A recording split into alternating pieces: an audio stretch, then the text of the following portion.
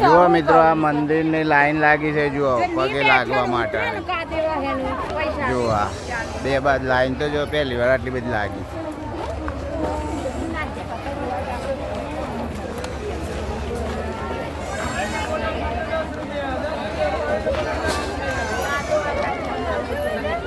આપણે પેલ બાદ જવું છે. હેડો જો પેલ બાજુ પેલ બાદ જતી હેડો ચક્રોલ બાજુ એ તું જતો અત્યાર સુધી જ ના હોય.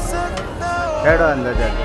જો મિત્રો, મેળામાં હવે આ બાજુ આવ્યા છીએ આપણે. ચક્રોડ બાજુ જઈએ છીએ. મજા આવશે. આ બધો પોલીસ સ્ટાફ છે.